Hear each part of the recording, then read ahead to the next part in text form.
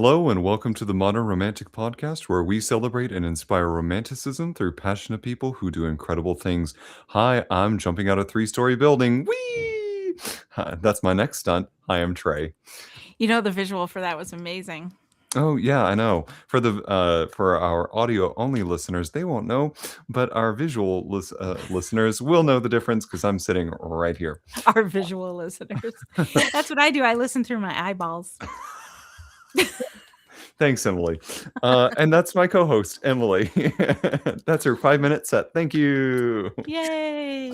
That's her Tip your tight. waiter. How are you, Emily? I'm doing great. It's sweltering right now in this country. And yeah. And ice cream. I'm here for that. Yes. How about you? You have a big show happening. Talk about that. Do it. Yeah. Do it now. And go. So for those who are tuning in maybe for the first time or haven't heard me talk about this before, I got cast in a local production of Hunchback of Notre Dame as Dom Claude Frollo. You may know him from the movie as the main villain. So I got cast as him in this production. We just had our opening weekend, and I gotta say the community response has been really, really, really, really nice. I've gotten a really nice feedback on my own character portrayal. The show has gotten some really nice reviews, so I'm very excited. We have our closing weekend. It only runs for 2 weeks, but we have our closing weekend this week upcoming, and I am gonna be an emotional wreck. Not gonna lie, the show has been really special, and I'm very glad that I did it. It's you had shared at some point some of the reviews that were happening, and I just tried to pull them up so I could share them and read them. But they're gone off your Instagram stories. So Are they? Oh no. Okay, they must have just left. but they were the reviews, the little clips that you put on there were so cool. Like, I think my favorite one that happened yesterday. A friend of mine who I didn't know was coming to the show. Um, at intermission, right before intermission, I have a big solo number, and it's the main villain song. And it's like in every Disney show, there's that one villain song that they get, and it's like, it's so great, just because it's a villain song. Um, the response that he sent me, I think, is my favorite, which was, "My brother in Christ, I am still okay. reeling from hellfire." I Uh, remember seeing that one. Yeah. that was great. But the ones that wanna cause harm to me, like, "I wanna punch you. If I didn't have theater etiquette, I'd be on the stage choking you out." That tells me I'm doing my job as an effective villain, so, Yeah.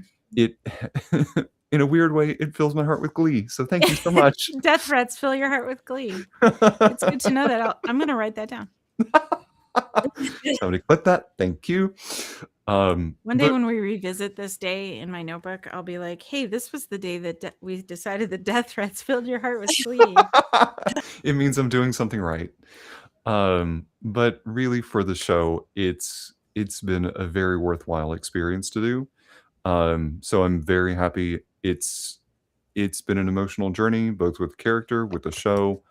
But again, I'm so glad I did it. And thank you, Emily. I really do appreciate you working around the rehearsal schedule and with this podcast and everything. So it's meant a lot. I mean, we have to live life, and this is how we do it. Yeah. Good stuff. Yeah. Thanks. So You know I would who like else? to introduce our guest, though. Thank you. I was going to transition to that. You beat me to it. Well, it's a race. You didn't know it, but it is. Okay. Well, tonight we have Ysabella Costa on the show, and she is a phenomenal stunt performer and actor who also has a really interesting backstory, a really interesting origin story if you're into Marvel or DC Comics. She was a defense investigator, a criminal defense investigator, which sounds like two super cool jobs all in one. And so we're here to, I don't know, we're going to talk about some of it anyway. Welcome to the show. We're going to call you Bella, right? Perfect. Yes. Awesome. Okay. So welcome to the show, Bella. Thank you for having me. I'm so excited. This is great. We also learned that you have a dog named Toast, and I'm here for that. I do. I do. She's laying right here. She's guarding me. That's good. Uh-huh. Doing your job. Doing your job, yeah. Yeah. So I have lots of questions, but I am going to start with criminal defense investigator to stunt woman. How did you get there? Yeah. Wow. It for so long I felt like they were polar opposite careers, but in reality they're very similar. Hmm. Both a lot of adrenaline and both sort of putting on an act or this like character in a sense. And but one, is very much reality, criminal defense investigations, and then, stunts and acting is make believe in a sense, but also I pull a lot of my emotion from my days as a criminal defense investigator. Hmm. Uh, but yes, I was criminal defense investigator for about 5 years in Ventura County. And about 3 years into doing that, I realized I wanted to tap more into my creative side and not really live the real thing anymore because I got hired so young at the age of 23, and I just decided to sort of pivot. So in 2021 I began to, train to do stunts, martial arts, and everything. I just threw myself in, and now I've been doing stunts and acting for about 5 years. Awesome. Wow. And pretty successfully too. Like you dove in and you've gotten some opportunities that have been pretty awesome. Yeah. Yeah. I'm very grateful. It's been good. It's been I got in at a very interesting time, 2021. Um, after COVID, and then I was here for the strikes, and then now Oh yeah. there's been a lot, but through it all I've been very blessed to navigate the industry and, you know, experience a lot of different shows and features, and just it's been great. So, There was one person that I saw that you had doubled and I mean there you have some really impressive names that you have been able to work with. But one that stood out to me is Victoria Kelleher because we yes, just had her on the show a few weeks I know. ago I know. and I thought that was pretty great. And when I saw her name I was like, "What? I What know. a cool connection." Yeah, I saw that. I was like, "Oh my gosh, yes, I doubled her in 911."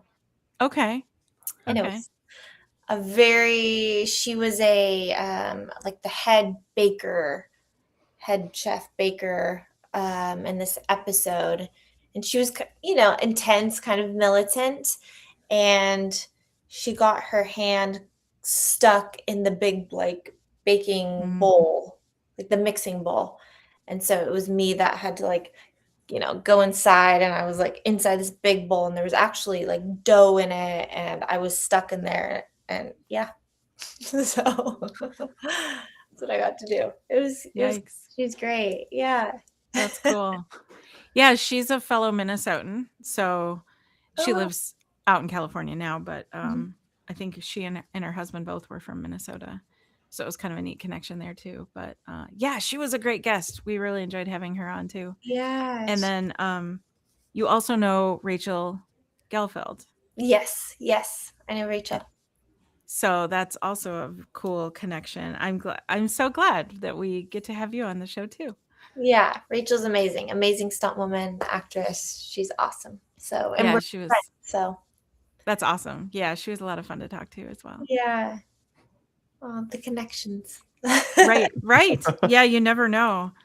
Every now and then we'll have a guest that'll be like, "Oh yeah, that guest you had like 2 years ago is actually a friend of mine," and we're like, "What?" We had no idea. It's pretty cool. I love it. Ugh, this industry. Yeah, you never know. What I am curious because you said that you were missing that creative side, or not maybe missing, but you wanted more of that creativity and to express that a little bit more. Where do you think that desire for creativity came from? Mm. Did you have like a childhood where you were very creative and you wanted to tap back into that, or Is it something that developed over time that you found to be your missing piece? I think it's a few different buckets. You know, as a kid, I grew up a dancer and played sports, but I also, on the same token, had to grow up very fast. So there wasn't a lot of my childhood that I could be a child. And so I kind of missed a lot of that. I just, yeah. So I think I realized, gosh, I just had to grow up so fast and didn't get to experience a lot of the kid things that a lot of people got to. And so I was growing and working on myself, and I wanted to sort of tap into that and, have the opportunity to play different characters and bring out a lot of emotions that were in there that I wanted to express. And, yeah, and I just knew there was more. I didn't, I just wanted to play like the investigator on screen, or like the detective, and play the gang member on screen, and like all these different roles, the Yeah. sorority, and not just be like pigeonholed into like just one thing. I don't know. So Kind of like dress up where you get to put it on for a little while, and then afterwards you're like, "Okay, I'm good." Like put it yeah, away. yeah, and I loved to play dress up as a kid. Like, I would dress up in all these outfits and, ask my friends or my mom to take photos of me, and I, like, loved to do that, and then it kind of, like, I just remember it sort of stopped, and then I felt like I just really had to grow up fast, and yeah, so now I get to, like, be this, like, childlike person now, and it's nice.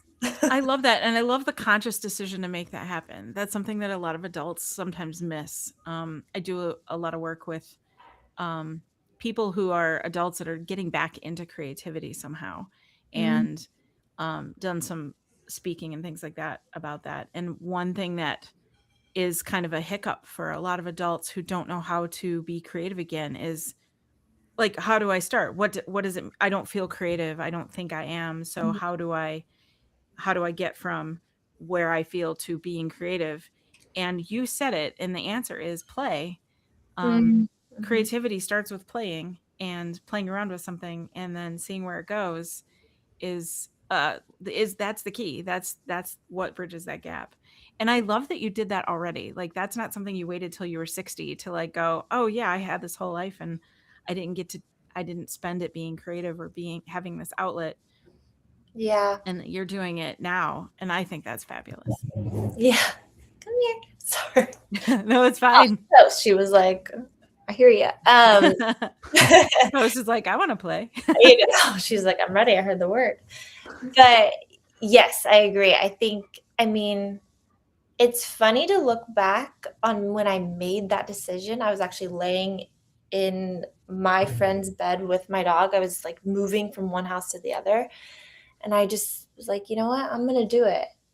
And I just really believed in myself. Or I was like, what they say is like delusional. And it's funny, like now I feel like where my mindset is, I would just really overthink making a big transition. And then I was like, I can do it. I got it. I love that. I'm like, wow, okay. Need that mindset more these days. Right. Yeah, that whole like you can't fail because you're in that spot of I can. Hmm. And if we could ever like dupe ourselves even into thinking that for everything, we would be unstoppable. Yeah. Yeah. It's funny. Do you find do you find now with this job that you're able to have, like, a nice mental health balance between, like, setting this playing the character, setting that down, and being able to walk away from it? Yes. Yeah. Yeah, I think now 100%. Because this last year has been a big transitional year of like actually understanding who I am, and I don't know, like falling in love with who I am, and like really knowing who I am. So I think I can play a character and leave it there. And then and going back and like tying that into my old career as an investigator, it took, I think, like a year being removed of that, of all the cases I worked on and whatnot, to that it finally hit me of like all the cases I worked on. Like when I was in the moment of working on those cases, it didn't really affect me until like a year after. Wow. And then it started to really, I started to relive a lot of the cases that I worked on. But playing a character, I think I can tap into it pretty well too, because of when I was an investigator, I had to, defend so many different types of people, so many different types of cases, so many different types of scenarios. So I don't know. I think it's just giving me that something in there. So In that answer, what I love that you said is in this last year, you feel like you've really fallen in love with yourself. What can you describe what does that feel like? That's a wow. big question, I'm What sorry. a question. Yeah. Yeah, I've thought about how I would answer and I don't know. I my th- I'm like, is this what normal people feel like? Like this is what people have just felt like their whole life. Like they can sit with themselves, they like themselves, they just like, I don't know, it sounds a little maybe deep and dark, but wow, like now it's just like this feeling of contentment and joy and like gratitude, I guess. Like I wake up every day, I'm like, wow, I get to live in this house and do these things. And I'm not like just surviving. I'm actually in moment to moment. It's a bizarre thing. I'm like, wow. That's Yeah. really great though. So yeah, it's, it's been But nice. part of that came from you making conscious choices to make your own life be what it is. Yeah. Yeah. And really allowing myself to be creative in this. I feel like going into the film business really helped me live such a like fuller life. So I can tap into that, like going back to the childlike mentality. So yeah. That's an amazing answer. Thanks for coming to the show. Have a good night, everybody. Just kidding. We're like 20 minutes in. Yeah, that's fabulous. And also I'm super happy for you. I think that is quite an achievement. And I love that you've gotten there now and not you kind of like I wouldn't even say like being an investigator was any waste of time because I feel like you've been able to tap into that. So I don't know. I just I think this is great and I'm thrilled for you. Yeah. Thank you. I know. Whew. I think It's that's sorry, go ahead. oh no, I was just saying it's wow. Yeah. I don't know many people that have truly said like, "Ooh, I like myself," or "I love myself," and I think that's beautiful to hear. Have there been any characters that you have fallen in love with, that you would be like, "Ooh, would be thrilling to step back into that?" Mm, gosh, they're all so different. Man, I mean, I really loved playing. I was doubling Abigail Spencer on 911. She's incredible, and she was a detective, but also I think like was she a serial killer too? Yeah.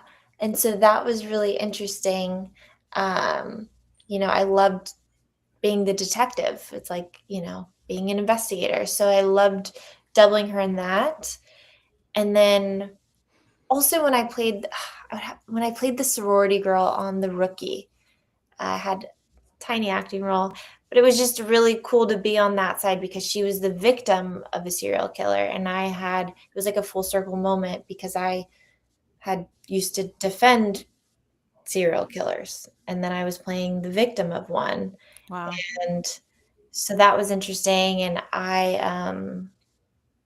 but in my case, like, I won.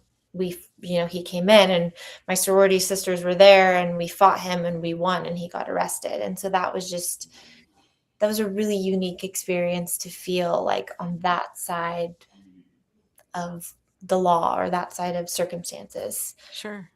Yeah, Yeah. that's not how a lot of stories go. Yeah. Yeah. And just it was a really wild experience. I just remember being like, wow, I can't believe like I'm playing a character on TV as this, and then but I used to defend yeah. Right.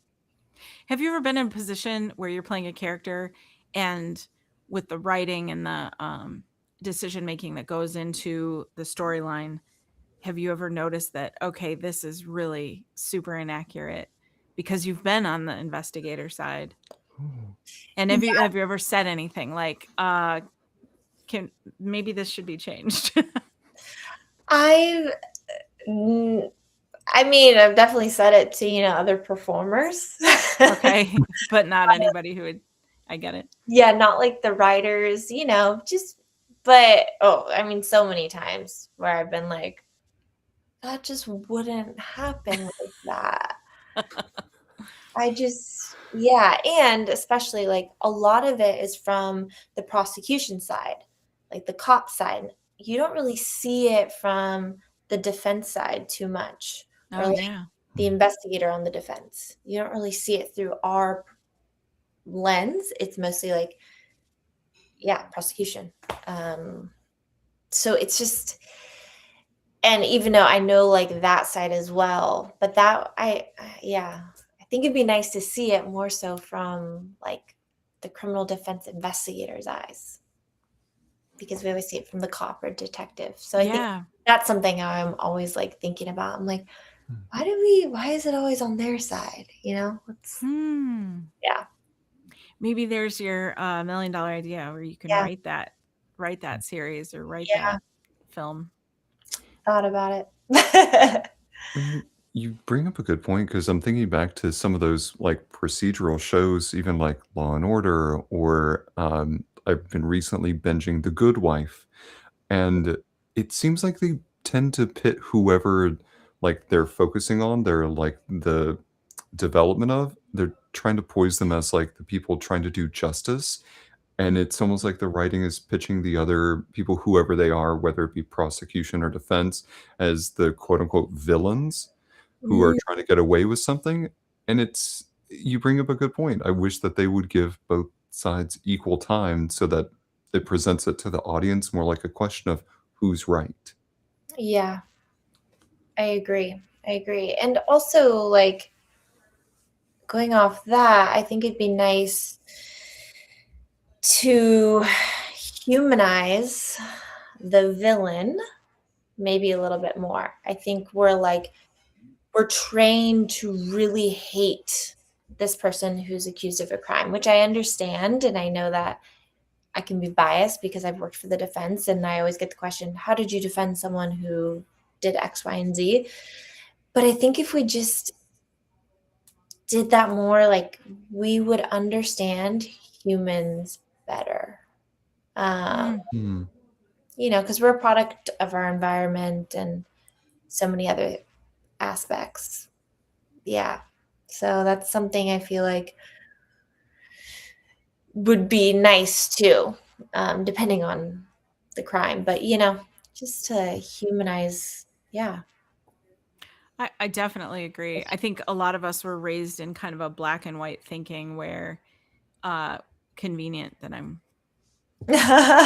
um but we're raised in that where it's there are good guys and bad guys and there's nothing in between, and there's there's a lot more good guys that become bad guys than the other way around.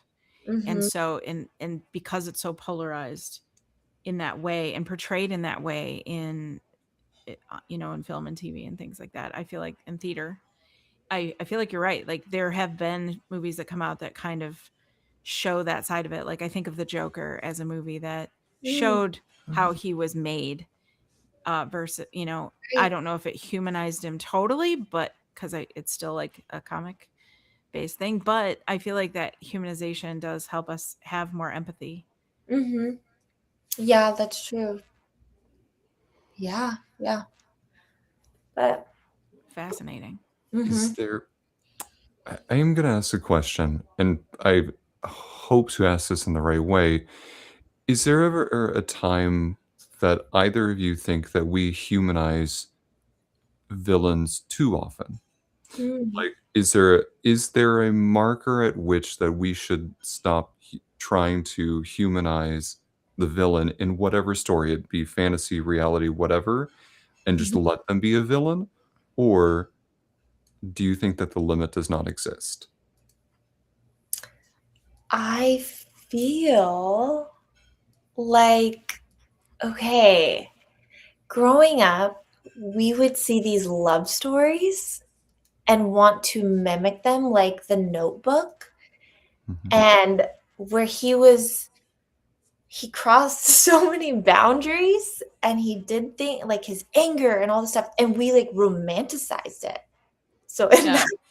like, if you think about it, and we've just been trying to find, I mean, gosh, I was trying to find the Notebook love up until a freaking year and a half ago. I've been like, that's real love, right? Like this, gosh, it's just so intense, and there's yelling and fighting, and I don't know. So like, I kind of feel like he could be the villain a little bit, and we just made him out to be like, no, but he's so in love. So that I don't know. That's like a little bit off, but that's just something that popped in my head. Like, No, I'm 100% there. I remember watching The Notebook going, why is this everybody's favorite movie? Like this isn't what I would want. I mean, there's a lot of, like you said, there's a lot of fighting and clashing and things, and there's high passion. mm-hmm, When passion is high, I think it portrays it well in the sense that it's passion is high when it's love, but passion is also high when it's anger yeah, or resentment or frustration and all those things. And that reflects real life to a degree, but also like it wasn't healthy. yeah, It and is romanticized though. You're right. Very much so. Like I think a lot of people, if you go back and watch it, it'll be a little different for you now. yeah. So I don't know. I agree. There was another show we talked about recently on this show that didn't age as well either. Do you remember, Trey? Gosh, it's probably been a few months now. I don't remember. We're sorry. Yeah, fail. Oh well. But I'm it s was like that. It was like, oh yeah, you wouldn't play that in the theater like you would have when it came out. Oh Yeah. well. oh, that's a good point. Um, so in terms of your, like, acting focus now, what are some things that really inspire you? Are there people? Are there things that you read? Like, what is inspiring you for your acting side? I think for the acting side, really, you know, criminal law, I think like really taking from that. And I would love to play that sort of role.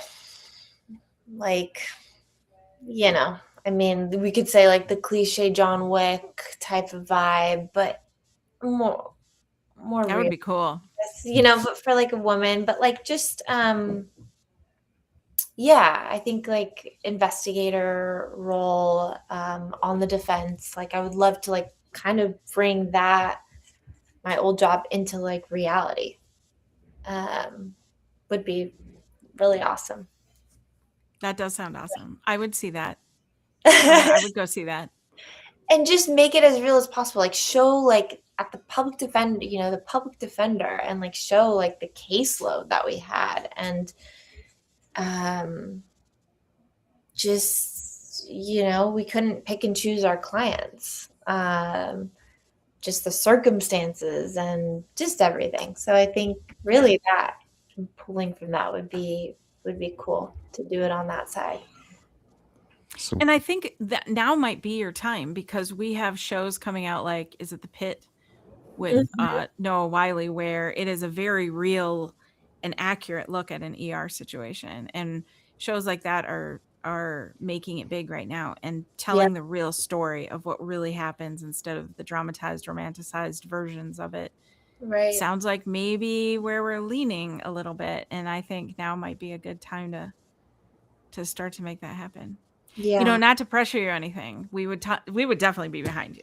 Mhm. Yeah. How can Okay, we great. help? Perfect. We'll start writing it. Right.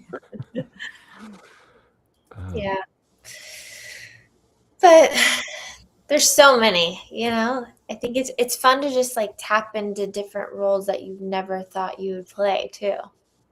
And just like you know, pulling from life experience in order to play these roles even if you don't exactly identify with it.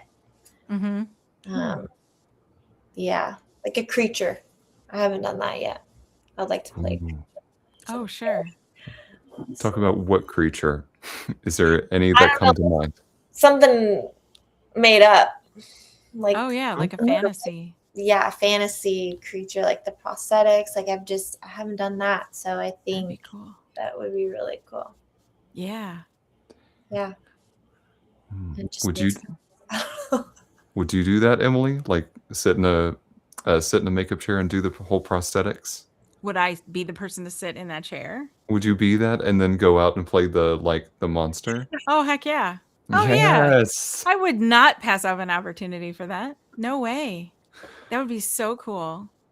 I mean, I feel like some of that could be physically uncomfortable, you know, you're sweating and things. I think about like um Ryan Reynolds just posted a video where he dressed up in the Deadpool outfit, the denim Deadpool outfit to go Mhm. to a Comic-Con so people didn't know it was him because he was just another cosplayer as Deadpool and got away with it brilliantly.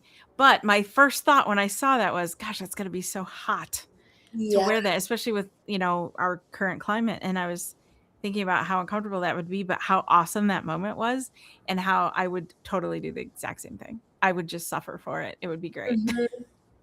100%, Have, 100%. have you had to wear much like FX makeup or prosthetics for what you've done? No, I mean, I've been in like makeup, hair and makeup a few different times for like 4 hours. Like when I was on the show Monster, the Ed Gein Okay. story, which was also a full circle moment as well. Also, Yeah. yeah, I played one of the victims of Ted Bundy in the show, and that was wild.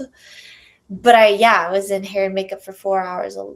No prosthetics, but just like you know, a ton of getting the bruises and the scrapes and all that. I've had a few like prosthetic wounds, you know, on my leg and arm, but nothing like all around. Nothing bigger. Yeah. Cool. Yeah.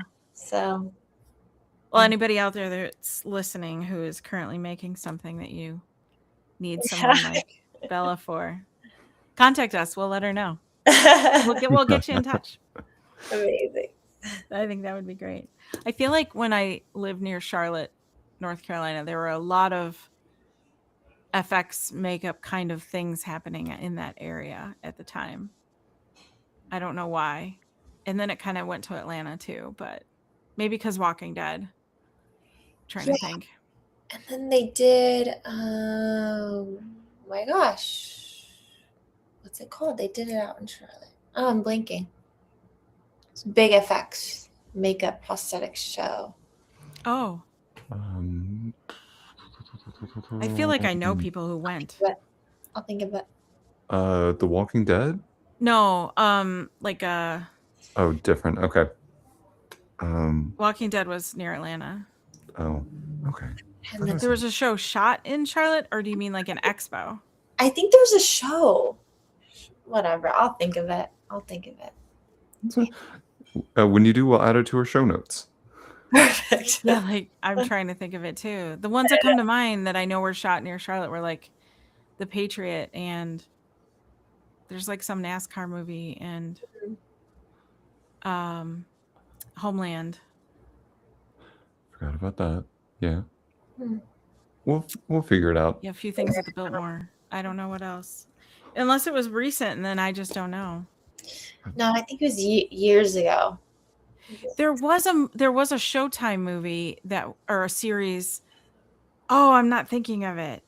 Okay, because it's shot in York County, and I remember accidentally happening on the place where they stored all the props. That's a story. There was a furniture store that closed, and I went to the furniture store to shop there, and they had the whole back of the store, because I had to turn around in the parking lot, was all like out in the parking lot. There's all these props from the show, so I got to What? see like a ton Oh, of them. Yeah, it was on Oh my it was down Celanese Road in Rock Hill, South Carolina, and Mhm. it was this amazing furniture store, and I was really upset that they closed because I actually loved going there. Anyway, yeah, it's okay. It was a show about a minister and they shot it in York Hmm. and York County, Mhm. and he was like an exorcism kind of vibe. But we provide the men's haberdashery provided all of the dress clothes for the minister in the show. Okay. Yeah. Gosh, I'll have to look that up and share it. There were prosthetics in that because there were some like demony kind of Yeah. like scenes where there was some spiritual activity. And I remember getting Showtime just to watch it because I wanted to see all the places that I would recognize on the show. Yes. Yeah. Oh my Anyway, god. sorry, that was a tangent. No, I love it. I love that kind of thing though. I think that would be really fun.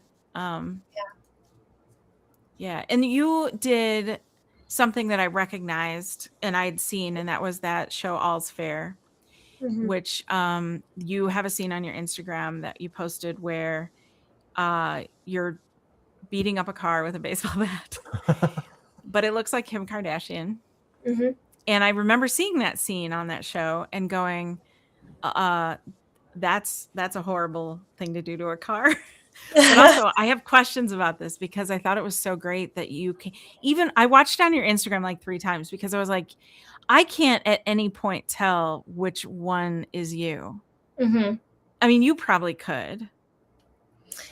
I mean, they did a very good job editing, and so she also, we put her on a wire as well and got her on top of the car to get some of the insert shots. Okay. It was like, both of us Yeah. doing it, but that was wow, that couldn't have came at a better time when I got Yeah. hired for that role. Like, I was really, it was like those rooms that you go into. The Mhm. anger. I'd Oh never yeah, the rage rooms. the rage rooms. It was like that. I felt great after it So because I you got really did to, hit a car. got to, break the windows and break all 4 of the windows, and then I got to like run up on the car, and I remember slipping a little bit because it was a whole ordeal. Anyways, and get on top of the car and just like beating the windshield. It was fun. And it's not just any car, it's like a really high dollar luxury car. It was, yeah. I'm trying to think of what kind it was, but I don't remember. And it doesn't matter. It's not a car that any of us could probably typically afford. Yeah. Yeah. So, yeah, that Yeah, was that was a fabulous. Go ahead, Trey. You were going to say something. No, I'm formulating my question.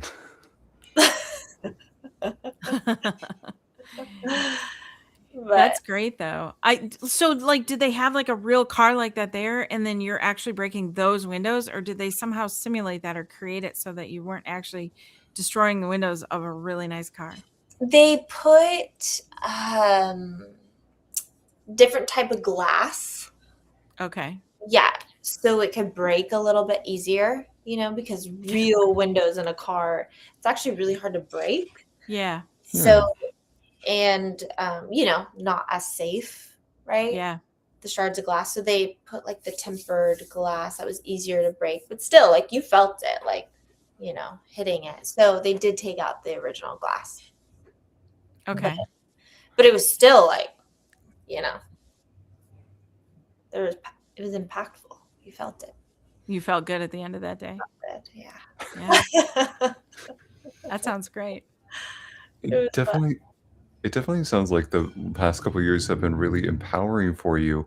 So we asked this question of a previous guest. So and I'll ask you the Oh. same. What is your relationship to fear? Oh, what a question. I forgot about that. Yeah, you know what's fun? That was my question. I wow, I really didn't fear much. I wasn't afraid of much of anything. Um, Okay. but now there is fear. I guess on two sides. I now fear more of failing.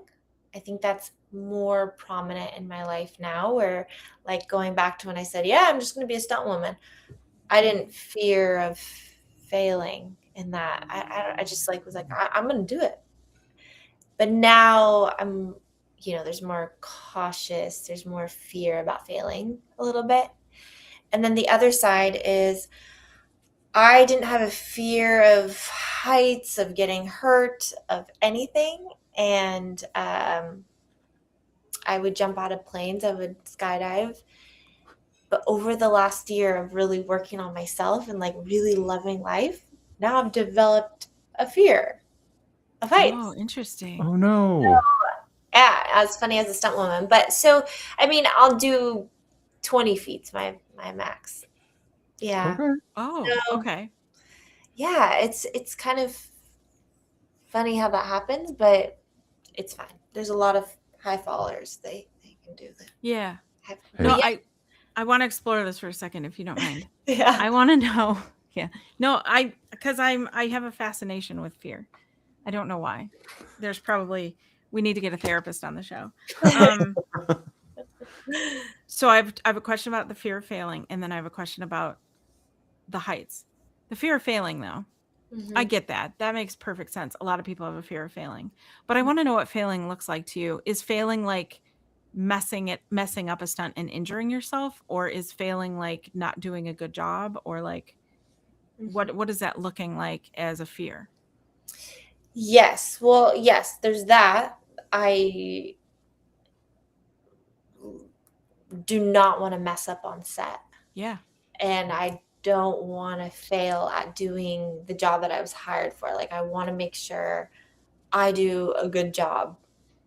And yeah, so there's always that fear. Like it's like needing, which it's dwindled down a lot, it's gotten better, but like that validation, of like, did I do a good job? Like getting the approval type of thing. There's always that, which I feel like a lot of performers feel like, Yeah. um, We talked about reviews with the show. So yeah, for sure. yeah. I think none of us are immune to that. Yeah, yeah. So there's that aspect. And then I think the other side of just like a failing altogether, like not living up to this expectation that I have for myself of like fulfilling my dreams fully and just Okay. not telling the story that I want to tell exactly because of fear of what are people going to say. So, Valid. Yeah. I was just curious what that looked like. yeah. And then my other question about heights is it like you love life now and so losing it becomes a bigger deal? Yeah. Yeah. Which also seems a little dark. But yes, I that's mean, really it. Like I think it's a bright light because how awesome is that? I know, but now I'm like, great. Where did this? Now I think about jumping on a plane. Like I'll do it, but I'm like, I have a fear, and I never had that fear before. Yeah, it's definitely that. Like I'm like, wait, this life is great. Like I gotta keep on. We got so much more to do. Whereas before, it was just like, okay, I don't know. Yeah. So it's a very interesting thing. I'm like, great. Well, But I do have to say, like, you said your limit is 20 feet. That's 14 more than mine. So good on you. You're not even, yeah. you're more than 6 feet tall. I know, but elevate me 6 feet, and I'm like, no, thank you. This is my limit. So if you like just tip over, that's too much. No, if I like doubled myself and then Yeah. stood on top of me, too much. Oh, okay. Mm, I mm. get it. So your feet to the ground, not your head to the. Yeah. Like, don't you dare tip over. It's too much, Trey. Oh my gosh. Oh, Well, I gee. guess, if I'm on a wire though, I feel like I could do anything. Anything. Okay, so Like with it's safety free things. falling 20 feet. Oh, okay. Like just Ooh, like flip off something, yeah. But like if I'm on a wire, I could repel. Anyway. I don't know. Yeah, There's then always there's a something. fail safe. You're not just gonna splat. Yeah. Not just I'm gonna sorry. splat. Sorry. I don't know if that's are there any like superstitious I know I just thought of this question. You know how like Trey for his theater stuff, I don't say good luck, I say break a leg because there's a superstition around that. Mm-hmm. So are there any superstitions with stunts where you don't say things like good luck or you don't say things like splat? Oh my God, I feel like there are.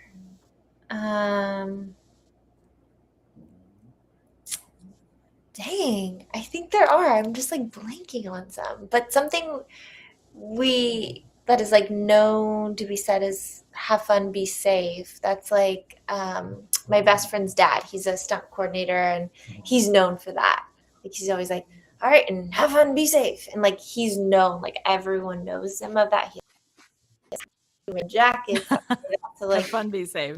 yeah, and I think if you say it and he's very well known in the community, like people know like that it's him. So there's that. That's a positive. Okay, yeah. That's valid too. Yeah, but I feel like wow, I'm blanking. Like what can we not say?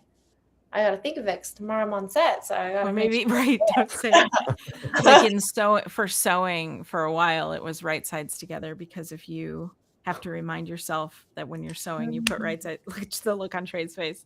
You Mhm. put right sides together. If you got so tired that by the time you're telling yourself that over and over like a mantra so that you can keep going, you're too tired to continue and you need to stop and you need to go to bed because the very next seam you stitch is going to mess up.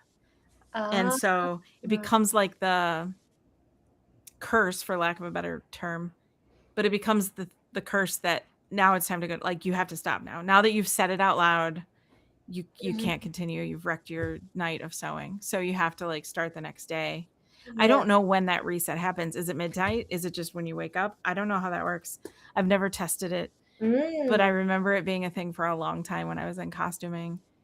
Do yeah. not say right sides together. So anyone out there sewing right now, I've said it out loud. You have to stop for the night. Yeah, yeah. Can I give one others? And this might Yeah, make people please some do. people mad. Check your bobbin thread. Oh, right? And I cannot tell you, I watched a video yesterday of this person going to town, throwing this fabric, and it was just the needle was going, the runner was going. They had a different I can't think of what it is, but they had attached a different Foot? thank you, a different foot onto there. So the fabric was just gliding across there. And the caption was horror story.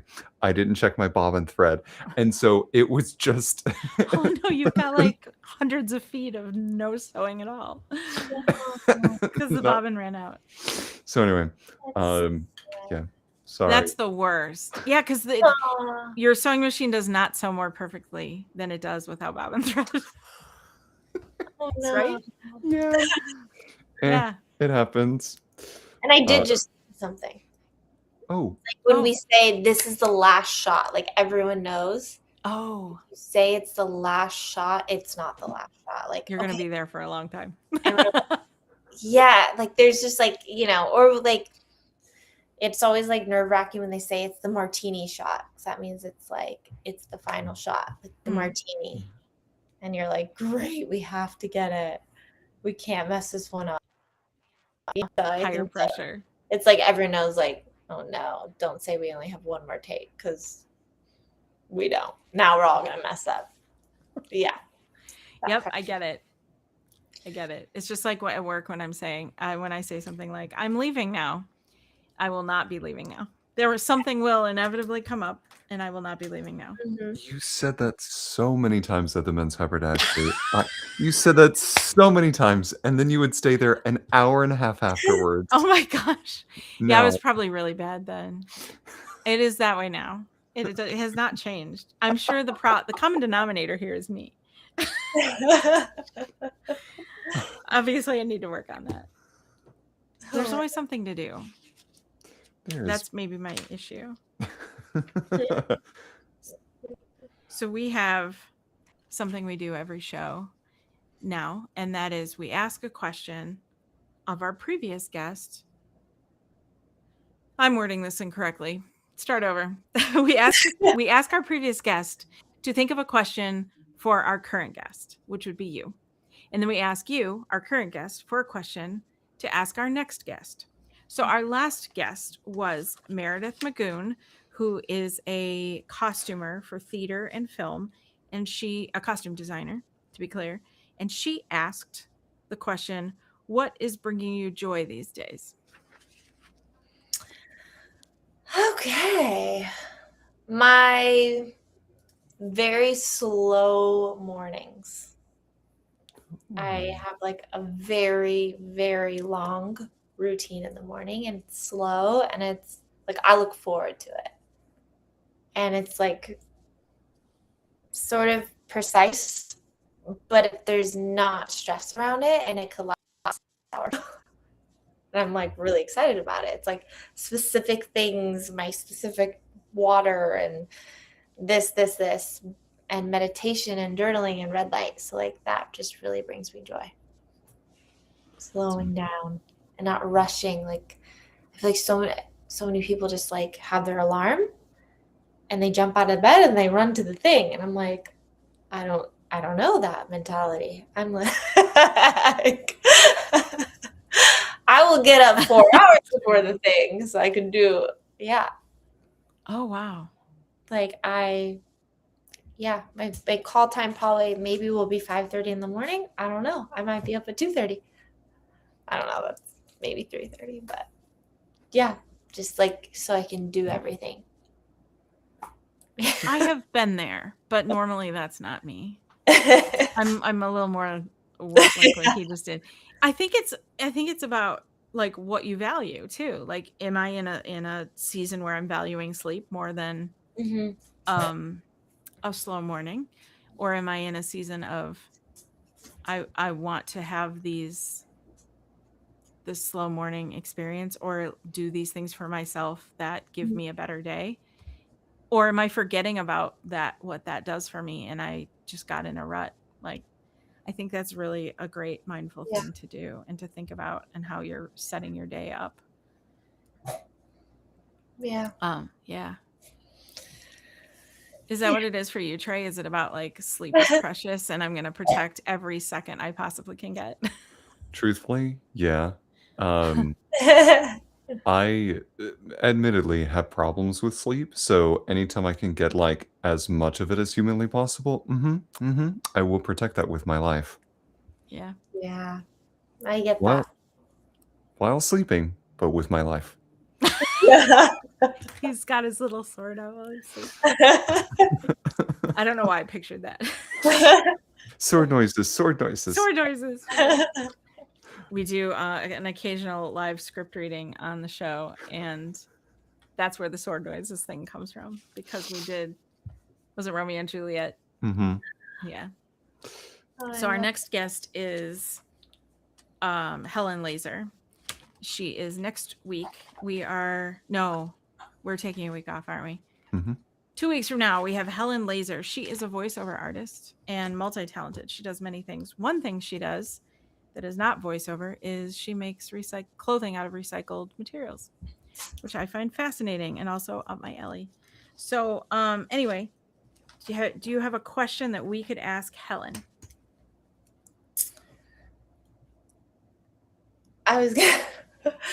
Well, it's funny because you brought up fear earlier, and my question was going to be, what is your biggest fear? But now you mentioned I don't sew, but she makes clothing. So is her biggest fear to write right sides together? I can't wait to That's a great question. is your... I'm writing this down. This is great. Is a stunning question. Yes.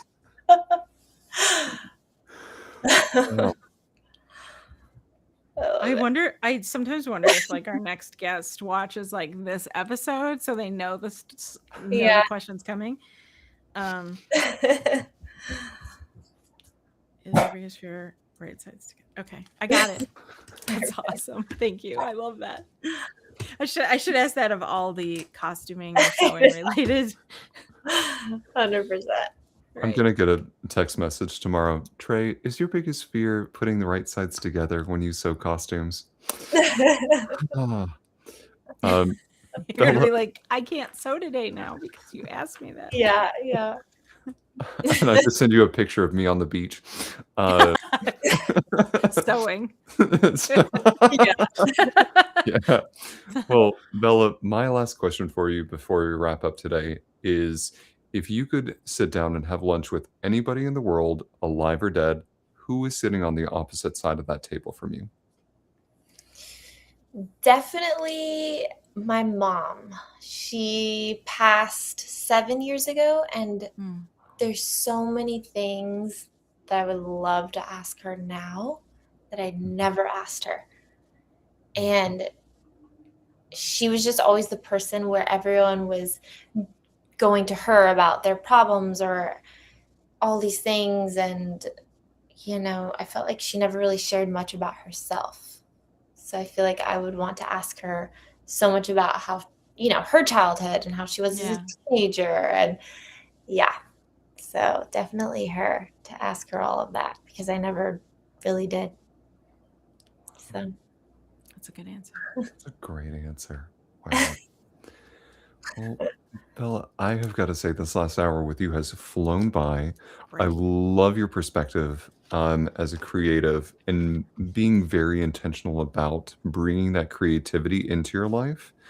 And I am so excited to see your career continue to move forward as a stunt performer, an actor, and whatever else you decide to get into. If you become a costumer and start sewing, like, remember, right sides together. Whatever you decide that'll to do. be the show she creates. Oh, it's called Right Sides Together. Yeah. But I really do look forward to it. You have a great energy about you, and I love your perspective. So I'm really looking forward to see your career continue. Thank you. Thank you both so much. This was really great. I appreciate you. Thank you. And then when you do this series or movie or film or whatever you're going to do with the criminal defense investigator, like true story type stuff, we want to even if you don't. But we want to have you back on the show. I think that would be fabulous. I want to hear about that and anything else you do. 100%. Yes. Okay, I'm writing this down. It's going to happen. That's right. It's going to happen. Just like stunts. Yeah. You're just going to do it. I'm just going to do it. Tapping into that mentality from 5 years ago. Like, I'm just going to do it. It's going to work. Yeah. And then our audience can follow you on Instagram and some socials at it's Ysabella Costa. Where else can they find you? Oh gosh, I have another Instagram. That one's very much focused on telling more stories about my criminal law career and health and wellness. So if they're into that, oh gosh, what is my handle? Oh, Life of Bella Costa, I believe. So there's that too. Another aspect. Yeah, and for anybody listening, for your other Instagram, it's Ysabella Costa. Ysabella is spelled Ysabella Costa. So you'll be sure to find it that way. Well, thank you, Bella, for being on. We want to thank our audience for listening. However you are listening to this episode today, thank you so much. We really couldn't do this episode without you. You can find additional episodes on our website, themodrom.com. I really blanked on the word website. I'm not even gonna try It and wasn't even that long of a pause, but it was enough that I noticed. Look, I take ownership of that, and that's That's okay. fine. We're And real that's fine. people. We are. It happens. You can find other episodes on our website, themodrom.com. You can also search for us on wherever you get your podcast episodes from, Spotify, Apple Podcast, etc. Um, you can find additional information and behind-the-scenes content on our Patreon. Search for The Modrom on Patreon. Thanks so much, everybody, for tuning in. Have a great evening. Bye.